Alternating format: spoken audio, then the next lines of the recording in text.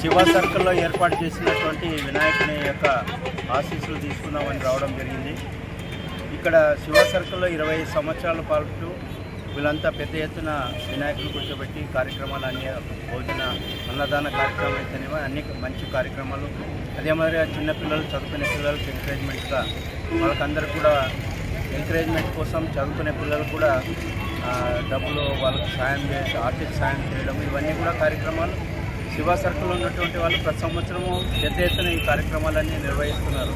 వారికి ప్రత్యేకంగా ఈ వినాయక చవితి యొక్క శుభాకాంక్షలు తెలియజేసుకుంటున్నా.